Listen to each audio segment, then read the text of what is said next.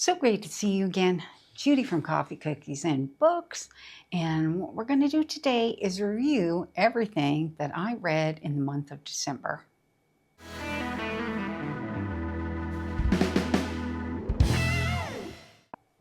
Okay, so before we get started on the book reviews, I thought we would go through the one thing I didn't talk about in sort of my roundup video for 2025 is my stats, because I hadn't quite completed December yet. So I thought, well, I'm going to give you my monthly stats for December, my stats for the quarter of 2025, and then my final stats for 2025. Just general overview on everything, because I thought that it would be fun to look at it. Then my idea is that each year, the next year, because of course last year, 2025, is my first full year on YouTube. So what I'll do is I'll do a recap at the end of 2026 that compares. So it'll be more of a comparison type thing. And I think that's just going to be more fun, you know? Yeah. Okay, so the stats that we have. So for the month of December, I read 20 books. There were a lot of shorter books in there. So, you know, definitely want to mention that. But it was total of 6,100 pages. So I did do a lot of reading in December. There were quiet periods and I was able to get a lot done. So that gives an average of 196 pages a day, which is actually not that hard for me to read. That's about 3 hours reading, which is what I do in the evening anyway. Sometimes though it's uninterrupted reading, sometimes it's interrupted reading. So anyways, yeah, 196 is a pretty good average. And my average rating was 3.7 with 3 5-stars. So I think that's pretty good. 3 5-stars, 3 4.5 stars. So 3 books that were pretty close. And 7 4-stars. I did unfortunately have 2 1-star books, which I don't rate them 1-star very often. Usually if I don't DNF them, they'll be 2 stars, but I'll explain them when we get to reviewing them. So 15 of the books were physical and 5 were ebooks, which is not unusual for me. There always is a certain number of ebooks that I read in each month. Not as near as many, but yeah. Okay, and then I think that's it for sort of our monthly stats. So quarterly in total for October, November, December, I read 42 books in total, which I think is really great. And my average rating was 3.89. So that was actually my highest average for all the quarters that I had. So I actually, October, November, and December had 3 good reading months, I think. And it shows in that I had 10 5-star books. So now, April, May, June, I had 11 5-stars, but I only had 4 4.5 stars. Whereas, and what does it say? Oh, 24 4-stars. So I actually read more books in April, May, and June. I read 72 in total, but my average was only 3.49. So this is just to give you an idea that I had a much stronger read per the number of books that I read. Anyway, so then we're looking at our yearly stats. And for the year, it says I read 189 books. Goodreads said 190. But it's highly possible that in Goodreads something is in there that was a DNF and I didn't take it out, because normally under the challenge in Goodreads, if I read something it's a DNF, I'll remove it from the challenge because I want my numbers to reflect what I actually read. So it's pretty close. I missed 1 book. Now, I can live with that. And it says in total for the year I read 66,361 pages, which is quite a lot, with my biggest reading month being in May, which is not unusual because I did escape the readathon and I read like a mad woman in May. So that's why it was my largest reading month. The interesting one is book size. It said, so basically medium book size is the majority of my reading. At 69% of the books that I read are between 400 to 600 page length. So, or no, 200 to 400. Sorry, that's medium. Now, the next one is large, which is 400 to 600. Chunky is 600 and more. So that's kind of how it, and I only read 0.5% were chunky. So not that many super chunky books that were over 600 pages. But I did read a fair amount that were the 400 to 600 was 17%. And then small books, I read 12%. So that's pretty good. Now, as far as the genre breakdown is concerned, like I'm looking at this and there is nothing that is super standout. So I'm just going to go over all of the genres. So I read horror, 2.6%, contemporary fiction, 3.2%, suspense romance, 8.5%, epic fantasy, 3.7%, regular romance, 11.8%, fantasy romance, 9%, mystery, 13.2%, paranormal romance, 3.2%, science fiction, 7.9%, and then generic fantasy, 13.2%, thriller, 14.3%, and cozy mysteries, 7.4%. So you can see, like, I have a broad spectrum of genres that I'm reading, and it says that I have 15 different genres breakdown according to how I rated them. So I do tend to break out my romance quite a bit into different categories because I feel like it fits a lot of different categories and I like it broke it down like that. So then it says for formats read, 66% of that was physical and 33% was ebooks. So obviously I read a lot of physical books. I do not do audiobooks at all. Okay, I don't like listening to my books. I just don't retain anything, so that's why I don't do audiobooks. For how I acquired my books, 69% of course are acquired physically and I own them, and 2.6% are Kindle, and then I've received 7% of my books from NetGalley, so that would be account for some of the ebooks that I've gotten, and then KU, which is Kindle Unlimited, 18% of my reads came from there. So I think that's a pretty interesting breakdown. I love these breakdowns. I think it's very cool. Okay, so then our star rating. So this is percentages for the year. My 1 stars were 3.2%. 2 stars were 6.5%, 2.5 stars, 5.4%, 3 stars was 15.7%, 3.5 stars, 18.1%, 4 stars, 34.6%, which is my largest percentage on the graph, okay?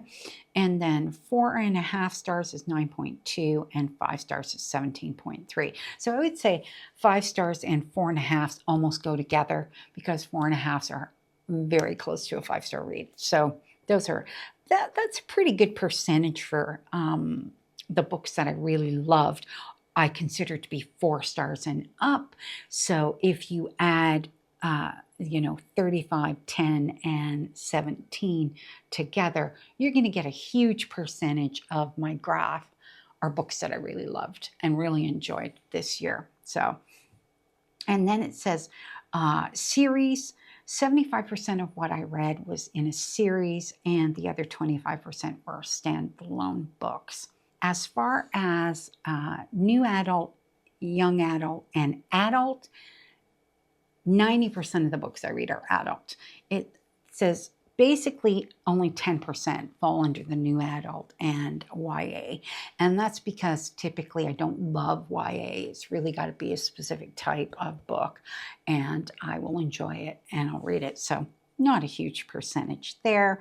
And then it says that 15% of what I read was from new authors. There you have it. I don't think that 15% is right, because I think a lot of the authors I read are new authors, but there you have it. Those are my stats for the year.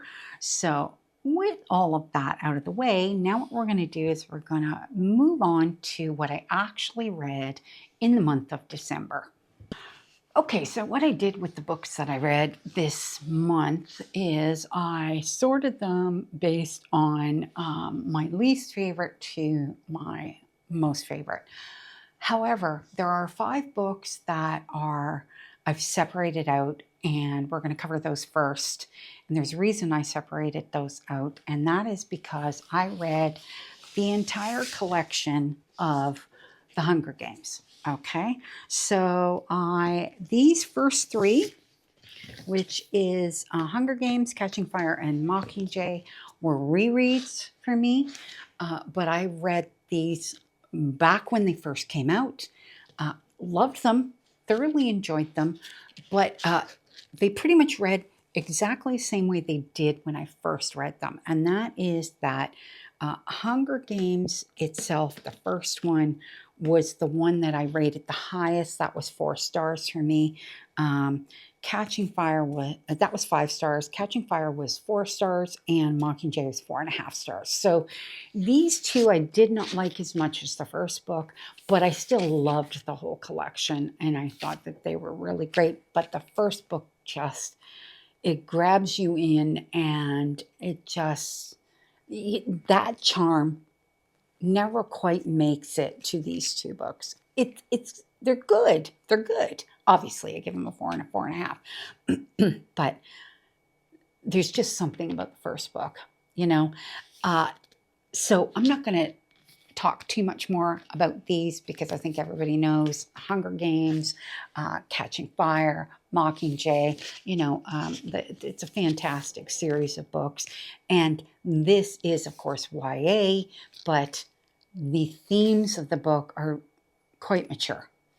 And I think that's even more so when we move into the next book that we're going to talk about, which was actually my favorite book out of all the 5, which I think is an opinion that I have not heard very much from people, but I have my reasons for saying that. So that's the first 3. And again, they were rereads. So, you know, probably did go through them fairly quickly because I have read it before. Yeah, I found them. All 5 of the books were fairly quick reads. I didn't find them hard, but this one is the longest. This is the Ballad of Songbirds and Snakes. And this was my favorite book out of all 5. I think the reason that I liked this one is because this was the most brutal, hardest thing to read. And it's because this takes place 10 years after the actual war that took place, that happened. And the city's still a mess. Everything is still a mess. How they're handling the actual games is a disaster, okay? What they put these kids through is horrific. I felt so much reading this book. I mean, I know that it's because, you know, you have the Hunger Games books as your base. So you already have that solidified world building, but it does not even prepare you for what is in this book.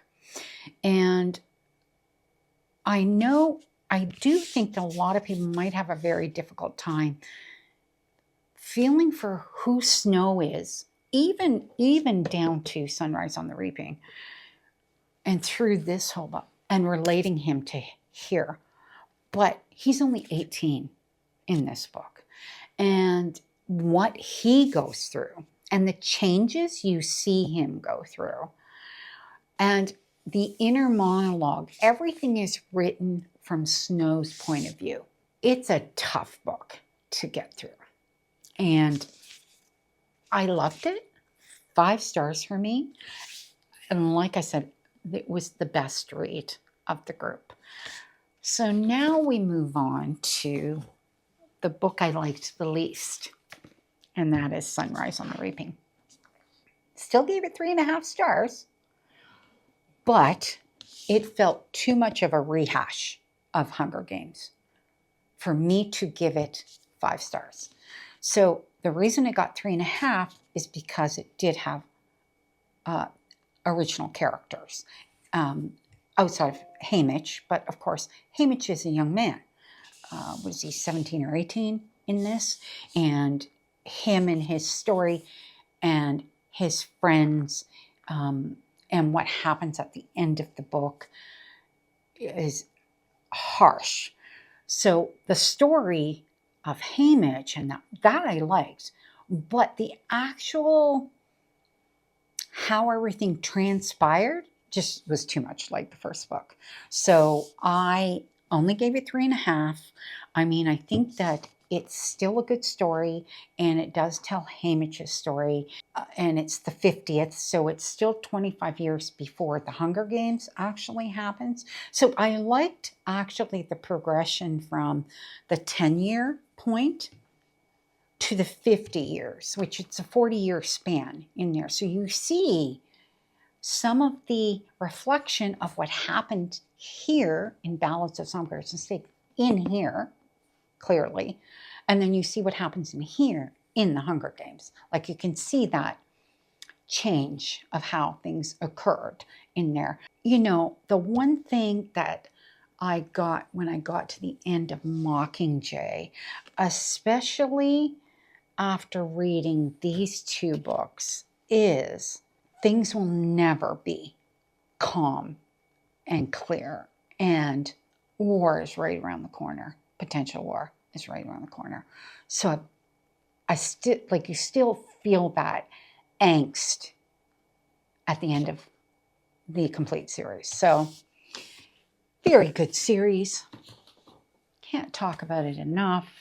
And that was probably the highlight of my reading for the month, outside of a few books, other books that I did give 5 stars and I did enjoy.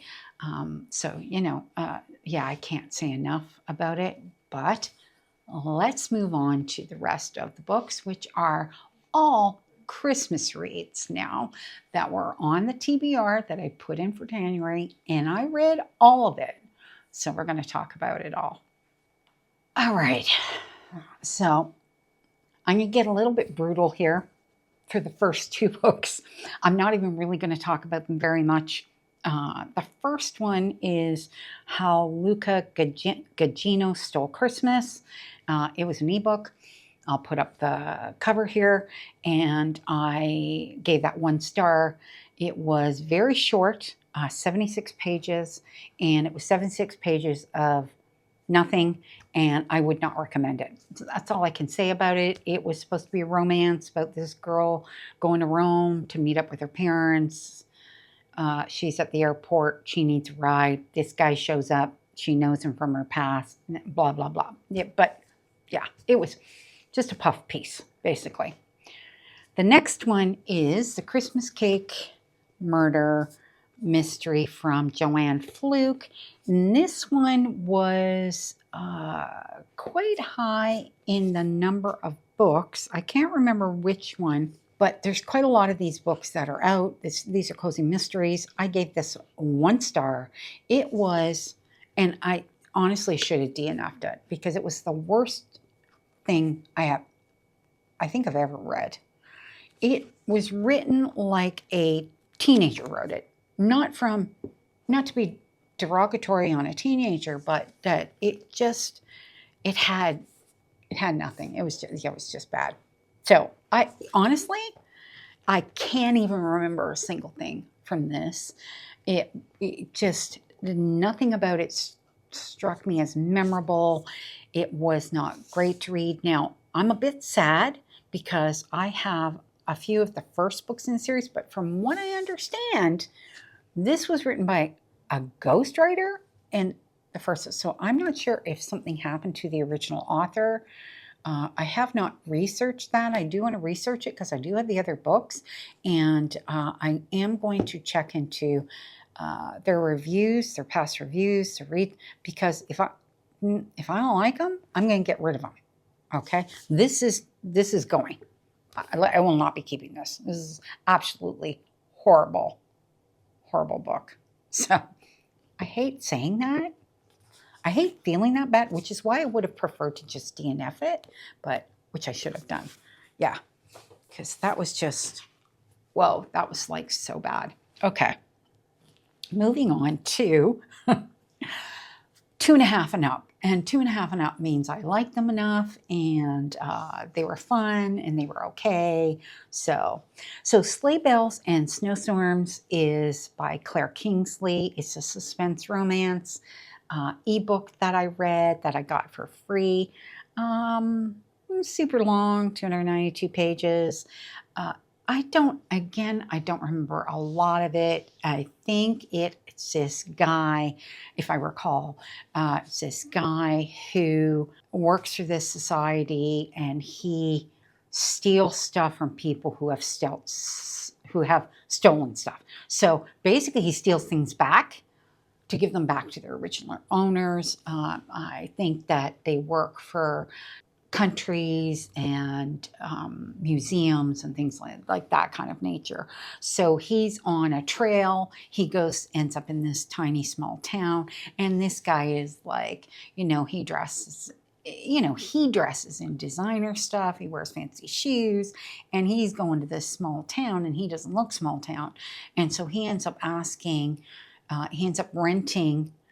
through, I guess, Airbnb, the garage of the owners of this house, who are two sisters. And one of the sisters have a little girl, and she's as cute as ever. And basically, the one sister, not the one with the daughter, the other sister, ends up having a relationship with this guy. But it starts off with her helping him learn how to blend in, because he does not blend in. He stands out like a sore thumb on how to blend in with the people in the town. So that's how the whole story starts. It was very cute. I gave it 2.5 stars. It was nothing groundbreaking or anything like that, but I did really enjoy it. So it was a good Christmas story. Yeah, and had a bit of suspense built into it too, which I always love in a story. So I actually liked that one. Then next on the list was Murder Under the Mistletoe by Lynn. So this is the second book in the mainly murder mystery. There's only 2. I have not read the first one. Honestly, didn't need to read the first one. This one was fine. I gave this one 3 stars. And this is, so it's about Kingsley, and she is, she's basically, she's not a landscape architect. What do they call her? A landscape artist. She's like the person who decorated the entire town. And the town is, I'm trying to remember the town's name. It's Maine. It's in Maine. I can't remember the town. Anyways, it's a small town. And she does the decorating of the town. Like, even, you can see the picture here. This is a tree that they created out of lobster traps. And then they put, like, a lobster on the top, and even the description in the book was just charming, very charming, and I really liked it. But what ends up happening is one of the aldermen from the town ends up dead, okay? He drowns, and everybody's a suspect in it. So I think that is really great, and I loved the relationships. There is a bit of a love interest for Kingsley. There's her aunt runs the inn in town, and her brother, he comes back from military service, and he's going to spend a month home, so he happens to come home during Christmas. His ex-girlfriend is the police detective in the story. Yeah, it was a really great, it was nicely written. It was a good cozy mystery. You know, if any cozy mysteries run at the 3-star point, then I know I really, really did enjoy them. And I did enjoy this one. So it was a good mystery, but it was also a good Christmas story. So it kind of had all of that built into it. Okay, so next on the list is How My Neighbor Stole Christmas by Meghan Quinn. And again, this is another 3-star for me. What I didn't like about the book is I found the female main character and the male main character, they were a tiny bit insufferable at the beginning of the book. Not tiny, they were really insufferable at the beginning of the book. They annoyed the shit out of me. But then as things progressed between them, I loved that part, okay? So I would say like the first 30% of the book, I wanted to kill them. And then the last 70% of the book, I enjoyed them. So I really liked it. And I know that the male main character's best friend is in the next book, which I do have the next book as well. I'm actually kind of sad that this book is in this format because it really kind of sucks, because the next book is really nice, you know, with the sprayed edges and everything like that. So it's like I might see if I can get somewhere a copy of this in hardback maybe or something, because this copy stinks. It's not even a nice floppy copy. Yeah, it really can't. But I did really like it. And, you know, yes, it was maybe only 3 stars, but I'm the type of person that my 3-star books, I keep my 3-star books, because actually 3 stars and up, I loved the books. Anything under 3 stars, then the likelihood is that I might get rid of them, unless it's a, you know, collector's book of some sort, which normally I wouldn't have that. But, yeah. 3 stars. So in this particular story, these 2 girls, there's the 2 sisters, and they go back to this small town. What the hell is the name of it? Kringletown, it's called. Okay. And they go back to this small town to help nurse Aunt Cindy back to good health.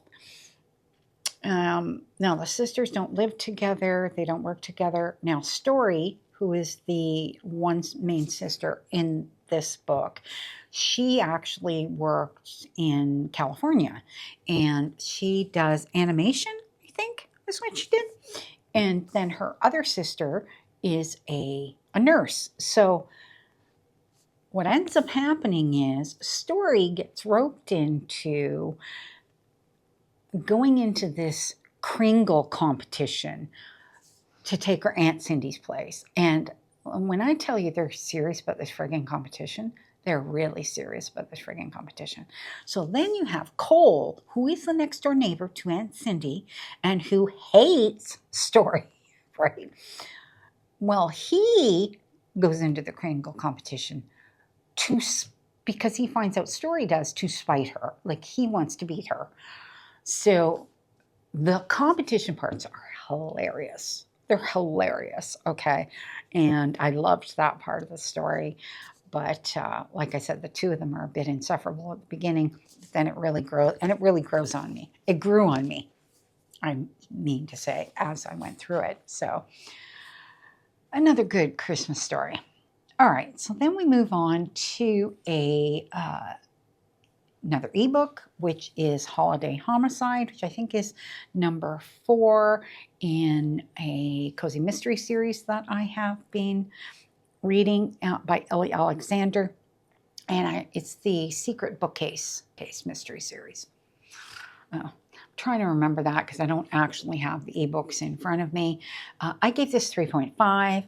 I love this series. I think it's a really great series. Now, in this particular one, the bookstore that Annie works in is going to host a gingerbread competition. So obviously Christmas gingerbread, and there is a local baker who's worked with Annie to get this thing kind of off the ground, and there is this famous influencer baker coming to basically get the word out on this. And of course this influencer ends up dead, and it all kind of goes from there. So very, very interesting again. I always love the dynamics between Annie, Fletcher, and Hal, who are the three. Hal is the person who owns the bookstore, and Fletcher and Annie work together with Hal in it. And there's also an underlying mystery that Annie has been trying to solve about her best friend from when they were in college. So there's always that underlying mystery. So you do have to read this one from book 1. I think there's 6 books in total. I'm on book 4. Well, now I'm moving into book 5. But yeah, there are 6 in total. And then she's starting a new series, but it's a new series with the same characters. So very much looking forward to continuing on from there to see what happens with particularly Annie and Fletcher. So I think they're going to be kind of your 2 main characters going into the next series. But yeah, and all of the other characters will still be there, I'm sure, which I would be very surprised if they were not. So I did like this one. Like I said, I gave it 3.5 and can't wait to move on to the next one. But I can't give too much away, you know. Okay, the next one is my first 4-star, which was Bright Lights Big Christmas by Mary Kay Andrews. And this was just such a charming, wonderful story. Okay, it had a little bit of everything in it. Yes, it has some romance, but not like super crazy romance. It's a story about a sister and brother, and they have to, their father's had a heart attack. Their parents are divorced, but still friendly, okay? The father's had a heart attack, and they own a Christmas tree farm. And so every year, they load up a load of these Christmas trees, and they go into New York City. They have a rented area, and they bring the trees in, and they sell the trees, and they live out of this little camper, okay, which is a bit of a disaster. And they, all of like the people in the area are so wonderful to them because they know them, because this has been going on for years that they have done this. And she begrudgingly goes with him. She doesn't really want to, but he can't do it by himself because basically they're running this thing from like early in the morning till late at night. It's like, you know, and they have like, there's a little bit of like, there's funny parts and there's a little bit of drama because these idiots set up a Christmas tree farm right across the street. Okay. And they're, yeah. And so there's kind of, it's bad blood, but it's never bad blood in the sense that it's like, hurtful bad blood. It's just more like there's things that are happening that they know that these guys are doing. So yeah, there's that. And then there is this dad with his little boy, and he attaches himself to her through Christmas. What the heck is her name again? Keri. Yeah. And so the little guy, the son of Patrick, okay, really entrenches himself, and Keri gets closer to Patrick, and there's a little bit of a romantic interest there, obviously, and there's even a dog involved. Like, it just is a super charming story, and so I give it 4 stars because I really, really liked it. Yeah, so can't recommend it enough. I would actually read something from this author again, for sure. If they came out with another book, I would read it because I liked how she approached the family dynamics and the romance and how she put that all together with just charming characters. Yeah, super great. Okay, so the next 4-star that I had was The Christmas Fix by Lucy Score. And yeah, this was my first book by Lucy Score. I've never read anything from her before, and I enjoyed this very much. So in this story, you have a small town which is it called Mary? I think the small town is called Mary. This woman, Kat, she has been to this town before. She actually is a TV personality who fixes homes, okay? And previously, they were in this town to fix a house that was gotten destroyed for this couple. And at the time, it was her and her brother who had the show. But by the time this book rolls around, Kat has her own show. And Noah, who is the town, I can't remember what his position is with the town, but he's the step up. There's a mayor, and then he is like the person who has to make sure everything is working the way it's supposed to in the town. I can't remember what his position was, but the town ends up is in the way of a hurricane that hits, I think, at the end of October. I think it's end of October, beginning of November, because by the time Kat shows up, I think they have 6 weeks or something like that, 6 to 8 weeks to the Christmas festival. And so she tries to talk Noah into letting her fix the town. He doesn't want to let her because he doesn't like her. I'm not sure, like, his feelings about why he doesn't like her are not really justified, not really. And Kat doesn't understand it. And so Kat just does her thing, right? But what happens right at the very beginning of the book is Kat shows up when the hurricane hits, and she ends up going out with the rescue boats to rescue people. And one of the people she rescued was Noah, but he didn't realize it was her. And they didn't just rescue him. They rescued a woman in a wheelchair, which was where he had gone to get this woman who was a neighbor of his. So, that's how the whole story was very charming. I liked all of the characters. And it's like, now I want to go back and I want to read, because the first book, the book before this one, is about her brother when he meets his wife, who they appear in this book. So it's like, now I want to go back and I want to read that one because I love their characters so much. So it's like, yeah, I do want to do that. So I did really like that one. Next, we have Murder on Christmas River by Meg Muldoon. This is the first book in her Christmas River series, and I think she has 14 books that are out, and they're not super short. They're all about a couple hundred pages, and I was introduced to this I got a free ebook for, I think, the 10th one in the series, and loved it a lot. So this is the introduction to it, and it's the town is called Christmas Rivers, and the main character through it is Cinnamon Peters, and she owns a pie shop. Okay, and in this particular one, there is a gingerbread competition. Okay, and this is a competition that she's been competing in since she was a teenager, I think 16, something like that.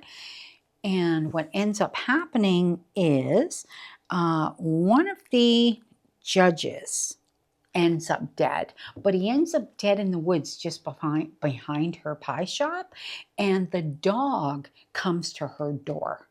So the first chapter in the book is the dog's perspective, and I think the last chapter might be too, if I remember correctly. I love this series. I think it starts off so great. Now, it is not, it's cozy. It's supposed to be a cozy mystery, but it has some, a little bit gruesome parts, but not like overly gruesome or overly overt that way or anything like that. But this kind of had a little bit of like town politics and that sort of thing. But you're introduced to a number of characters. So there's Cinnamon Peters and her best friend, okay, who, I remember them all from the first book. And then there is a guy who, I can't remember what his position is, but he comes in and he's helping the sheriff investigate the murder, and I think he used to live in the town and they used to know each other, and then there is the judges, you know, for this, and all the politics involved in that. And then there is Cinnamon's grandfather, who I think she lives with him, if I'm not mistaken. And he is a character and a half, let me tell you. So it was really good. 4 stars. I loved this one just as much as I think I loved that 10th one. I will be rereading the 10th one once I get there. I'm trying to work my way through them. So this one happens at Christmas, but the next book happens in the summer. And then the next one happens at Christmas. So it's like the books take place like every 6 months, and the covers kind of have, like, this one has like a little bit of Christmas on the front, and I have the next 2, and the July one does not, and then the next Christmas one has like Christmas decorations, along with like a gingerbread person with murder, you know, like that kind of thing. Oh my gosh, yeah. And they are self-published, so, you know, do like to support the author by actually buying the paperbacks. Now, I've noticed that in some cases she doesn't offer the paperbacks, only the ebooks. I will get the ebooks to read on the series, because I do want to read the rest of the series. So, yeah, really love that one. Okay. Next one is another 4-star, and it is Everyone This Christmas Has a Secret by Benjamin Stevenson. Oh my God, this was so good. Now, I've never read a Benjamin Stevenson. I do have, I have his very first book I have on Kindle Unlimited, and then the second one I have a physical copy of. So then there is this one, which I picked up from the book outlet. And this is set at Christmas. So the idea behind this book, which I did do, is to read this like an Advent calendar. Okay? And so you read each chapter as you go through, and it actually shows, I don't want to show too much, but is it right at the beginning? Yeah. So it shows it like that. Okay? And as you're reading through the story, the murder is developing. So you actually start out with the first murder, which is his ex-wife's fiance. He's the first one that dies, okay? And then the second one that dies, I don't want to say. You know what? I don't want to say too much. And the reason I don't want to say too much is because some of the relationships and some of the things that happen stem from the first 2 books, okay? And now that I've read this, I've kind of spoiled it for myself a little bit, because I haven't read the first 2 books. But now it's like I'm dying to read the first 2 books because I enjoyed this one so much. I gave it 4 stars because it was so short. It's like I actually would have liked this to have been longer and meatier. Like, some of the chapters were like 1 or 2 pages. That was it, you know, because this is only, how many pages? 169 pages. That was it. So for 24 chapters plus prologue. So I found it, I would have liked it if it had been a full novel. So would have liked it more, because I did like it. So I didn't want to say that I don't like it. But yeah, I thought that was fantastic, and I enjoyed it very much. Okay, so next one is another cozy mystery by another favorite author of mine, Christmas Criminals and Campers, a Campers and Criminals Cozy Mystery by Tonya Kappes. And I think this is, 4th one. Oh, she always puts the number, and she is another self-published author. And this one, what did I get? I gave this one, 4. It was so good, okay? I think that the one thing that this series does really, really well, reading from the first book on to this 4th one, is the character development. You know, it's the main character, May, in the first book, didn't inherit, but ended up with this campground because that was the only thing that was left that was in her name that the government couldn't take because her husband was charged with fraud, embezzling, that sort of thing.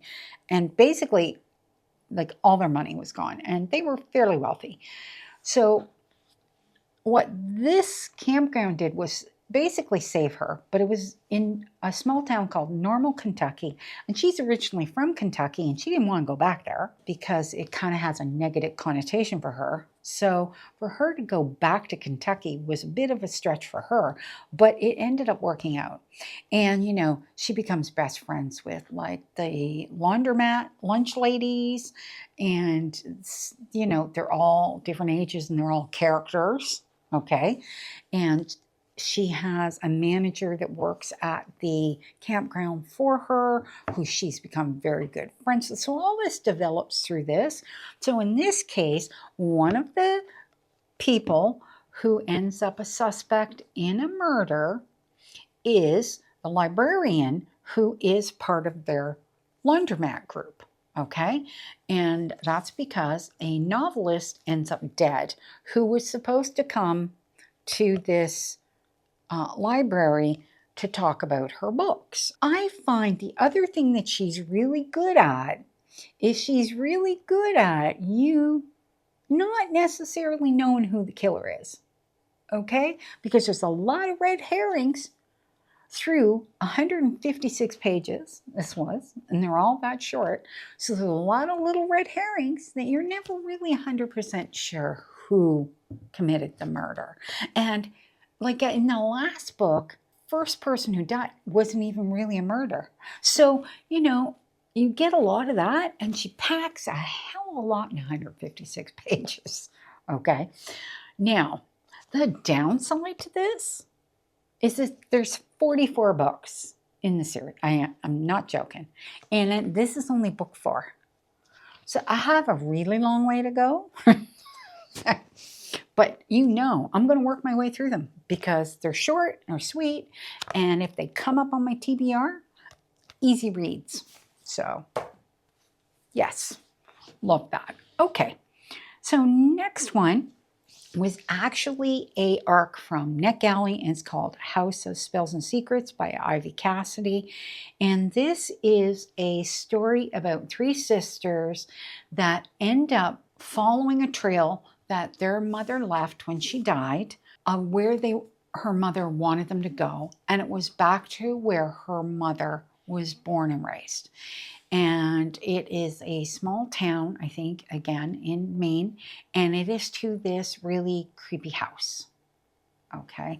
And the house has magic, and everything that transpires is about, there's a dark force that has been kind of trying to get into this house, and that had been sort of following their mother, and following them and everything, and how this all developed. And it was really a great book. I really enjoyed it quite a bit. Now, I don't know for sure when it's coming out. Hold on, and let me just look it up so that I can tell you when. I think it's coming out soon. No, so it's not coming out until March. So you have to wait a little bit to get it. But what I did like, so I'll just read the synopsis for you, a little bit of it. It says, when 3 sisters return to the house that holds their forgotten legacy, the walls whisper magic, betrayal, and the secrets their mother never told them. It's a sweeping story of resilience, magic, and sisterhood, perfect for fans of Alice Hoffman, Heather Weber, and Sarah Addison Allen. Now, I don't know any of those authors except for Alice Hoffman, and I would say yes, this fits that feel to me when I read it. I enjoyed it thoroughly. I enjoyed the story of the sisters. I enjoyed the story of them coming back to this home. The entire story is told from Rowan's point of view, which she is the youngest sister. They're triplets, but she's the youngest of the 3 when they were born. And they're all very different. And she is also the one that considers that she has no useful magic, unlike her other sisters. So you know, there's a little bit of that. There's a lot of character growth in there for her. So, yeah, really loved it. Can't say enough about it. And not a Christmas story, okay? So this was, I think, the only book I read that wasn't a Christmas story. I think so. I think it was the only one that I read that wasn't a Christmas story. But I don't regret reading it because it was very good. But I had it as an arc, and I wanted to get it done because, I think it archived in January. So and then it comes out in March. So, all right. The next one, I gave this 4.5, is You Better Watch Out by James S. Murray and Darren Wearmouth. And this is a horror. Okay. And it is like a horror. It's a slasher horror. Yeah. It has completely gruesome stuff going on. But what you have is you have this collection of people. I think there's 4 or 5 of them. And they wake up in this town, what appears to be a town, isolated, abandoned, and clearly closed off from everything. And this is them trying to figure out ways to get out of the town without dying. Okay? And that's all I'm going to say about it, because if I say anything else, it will completely give it away. Completely. And the only reason I marked it 4.5 is because I had an inkling. It's just a little over 200 pages. I had an inkling at maybe about the 70% mark on what was actually going on and why this was happening. So that was the only reason I marked it down 0.5, because I really loved it. I don't know if it's like because I read all these Christmas books, because this was near the end, okay, that I read this. Not even just at the end, the fact that it's almost at the end of everything we're reviewing here, but I think it was like second or third last book that I read, and I had all this Christmas stuff, you know, all this fancy romance and everything like that, and I was like, oh boy, did I ever need that one. It was a bit of a wake up, you know. I'm like, ooh, that was gruesome. Okay, but I loved it. And you know what? I love the cover. It doesn't have a mark on it or anything, but I did get this from Book Outlet. So the other one that I want to get, and there's a reason I want to get it now, is the one that they write on the cruise ship. And there's a reason I want to get it, because, no, I don't know, but there is a reason I want to get it, okay? So, and now that I've read that, I definitely want to read the cruise ship one. So, I don't think it's any longer. I think that all their books are around a couple hundred pages. Okay, so then we move on to the last ebook that I had, Dead of Winter by Keri Beevis. And this was a situation where you have a woman who has found out her mother has passed away, and she found out she was adopted, and that who her original parents were. So she's found out she has a brother, and she contacts him, and she wants to just meet him. And this guy is like, he doesn't want to meet her really or anything like that, but he feels like he kind of has to, you know, he's not thrilled. Now they live in this town that it's very isolated. The house is very isolated. Daniel invites her there. That's the brother. And Lola decides she's going to go. The things that transpire as soon as she gets there, things just feel weird. But a snowstorm hits and she ends up stuck there. And that's kind of where the story jumps off from. Now, I will say, I thought it was very thrilling. I gave it a 4.5. The reason I marked it down a little, now, on her trip, right at the beginning of the book, on her trip there, she is on the train, and she's actually going to a town to visit a client of hers. She does like marketing for companies, and she's going to visit a client just before Christmas, okay? And she happens to run into her ex-husband. And that becomes the one part of the timeline that I felt, oh, it was a little too convenient. It was like a convenient thing, which then tied into the end. So, you know, I don't want to say too much. I don't want to say too much about him. Quinn, he was a great character. I liked him, but it was like, that was just a bit too convenient. But I still liked it. I liked how the mystery of what actually happened in the story, which I can't say too much because it would completely give it away. I was like, oh, okay, didn't see that coming. Did not see that coming, okay? Like I saw the part coming with the ex-husband, okay? But I did not see the part where the mystery came into play, where the thrilling mystery part of the story in relation to her stepbrother and his wife's brother and everything, like how all that transpired. Didn't see that coming, kind of at all. So I gave it 4.5. You know, I thought that it was really, really great. One of the best reads I had. It was kind of nice because I did round out with You Better Watch Out and then Dead of Winter. And then that goes kind of right into the next one that I read, which was The Most Wonderful Crime of the Year, which actually was my favorite book out of all the Christmas books I read. I gave this 5 stars. And it's a mystery and a romance, okay? So it was kind of like I went from horror to thriller to mystery romance, and I loved ending it off with this book. This was just so good and so charming, okay? So what you have is you have these 2 writers. She writes cozy mysteries and he writes thrilling mysteries. Okay, so very different, okay? And they write for the same publisher. And they get told right at the beginning of the book that there is a very wealthy person who is a fan of their stories, and they both end up on the same plane flying to spend time with this person.